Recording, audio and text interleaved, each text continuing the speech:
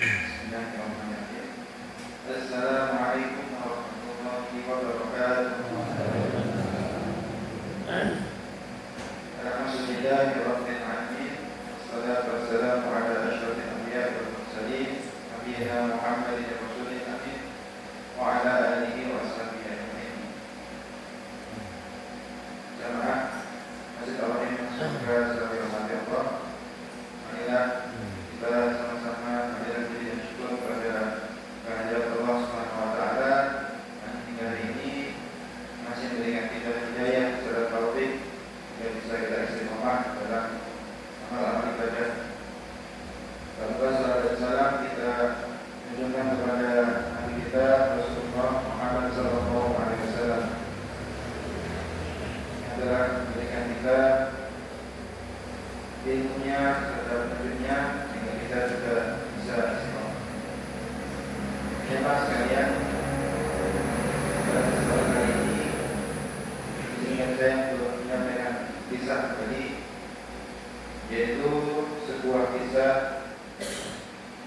yang terjadi pada tahun 8 Hijriah, yaitu saat usia Rasulullah sampai pada tahun terakhir, yang mana saat itu tanda-tanda kemenangan umat Islam di zaman beliau telah semakin lengkap. Jemaah sekalian yang semoga dirahmati Allah, peristiwa ini adalah peristiwa setelah terjadinya perang Hunain. Saat itu ketika umat Islam semakin menunjukkan kemenangannya, beberapa suku-suku Arab yang masih musyrik, yaitu Bani Thaqif dan Bani Hawazin, itu bersekutu bersama kabilah lainnya untuk memerangi umat Islam. Maka terjadilah peristiwa perang tersebut dan Allah telah memberikan kemenangan besar pada itu, sehingga saat itu umat Islam bisa mengumpulkan banyak sekali ghanimah.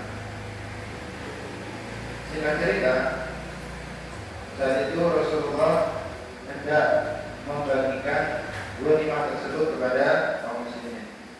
Jadi pada perang tersebut Rasulullah telah membawa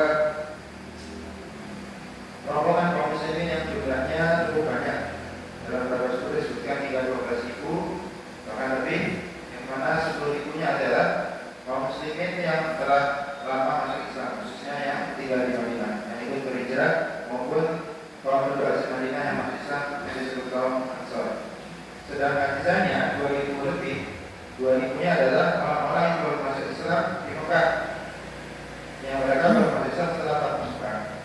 Dan sisanya masih ada sedikit puluhan orang-orang yang masih musyrik, tetapi dia sudah bergabung pada pasukan kaum muslimin karena mereka adalah penduduk Mekah, namun belum masuk Islam.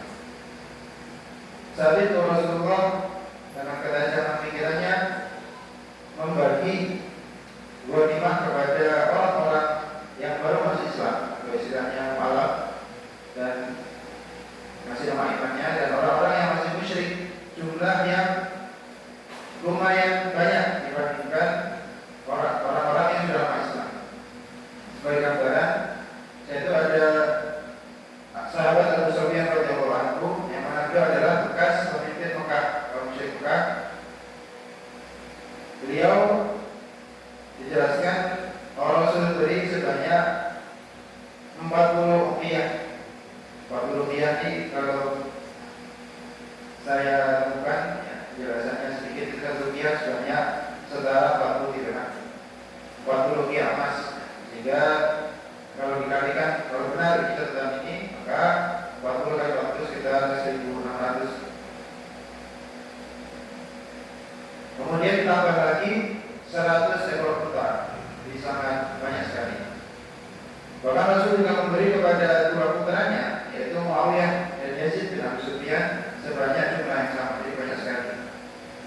Bahkan sampai-sampai saya Abu Sufyan berkata, demi ayah dan ibuku, kau ini sungguh sangat dermawan kepada Rasul, baik dalam keadaan damai maupun dalam keadaan perang. Begitu juga Rasulullah melakukan hal yang sama kepada beberapa pemimpin atau beberapa tokoh-tokoh musyrik yang lain, atau secara umum kepada orang-orang yang belum masuk Islam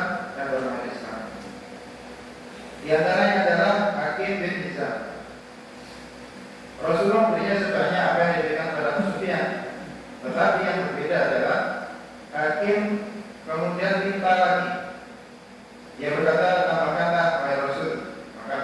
Maka Rasulullah tambahin lagi. Setelah Rasul beri, hakim minta lagi. Maka Rasul pun akhirnya memberikan lagi.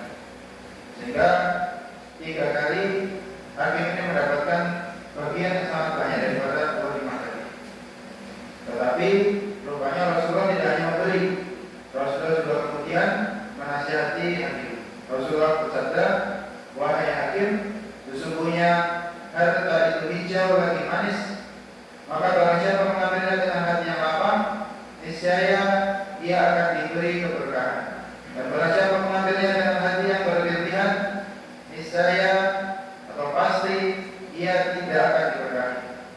Perumpamaannya bagaikan orang yang makan yang tidak pernah kenyang. Kemudian beliau menambahi, tangan di atas itu lebih baik daripada tangan di bawah. Maka hakim kemudian hanya mengambil 100 ekor kurbannya, lalu ia menolak yang lainnya. Jadi yang dalam bentuk tepung emas tadi dia kembalikan. Bahkan dia berkata, demi zat yang telah mengutus engkau dengan membawa kebenaran, aku tidak akan mau menerima sesuatu dari seorang pun sesudah memberikan engkau ini, jika aku berpisah dari dunia ini. Dan ternyata dia betul-betul membuktikannya, karena di zaman setelah Rasulullah wafat, yaitu pada masa 4 Khulafaur Rasyidin, Abu Bakar, Umar, Utsman dan Ali, dia selalu diberi. Akan tapi dia selalu menolak hingga beliau wafat. Dan mas kalian semua dirahmati Allah, dari sini setidaknya kita dapat 4 pelajaran. Yang pertama, di sini kita diingatkan kembali tentang kedermawanan Rasulullah Shallallahu Alaihi Wasallam. Bagaimana Rasul, ya, sepanjang hidupnya selalu teman memberi. Bahkan meskipun beliau dalam setiap ghanimah mendapatkan hak 1/5, tapi cepat sekali beliau berikan. Dan beliau tidak segan-segan memberi demi tujuan dakwah dalam Islam. Kemudian yang kedua, di sini juga kita melihat ketajaman pikiran Rasul, yang mana beliau memahami bahwa manusia paling mudah dilunakkan hatinya dengan harta. Tetapi ini hanyalah pendahuluan untuk kemudian diperkuat lagi imannya dengan ilmu dan yang lainnya. Tapi di sini kita bisa ketajaman pikiran beliau tersebut. Kemudian yang ketiga, dari nasihat Rasul tadi, kita sekali lagi ingatkan tentang hakikat dunia itu, yaitu bahwa dunia atau harta itu manis, ya, tetapi dia akan menjadi berkah kalau kita mengambilnya dengan apa? Tidak berlebihan. Sebenarnya kalau kita berlebihan, maka tidak akan diberkahi. Seperti orang yang makan tidak berkahnya. Yang terakhir yang keempat adalah kita juga diingatkan tentang memberi. Ketika kita diberi, mungkin itu sesuatu yang enak, sesuatu yang nikmat, ya, diberi sesuatu, bagi sesuatu yang sangat bernilai. Tetapi kita perlu menyadari bahwa di sisi Allah yang lebih mulia adalah orang yang memberi. Wallahu a'lam. Itu dari saya.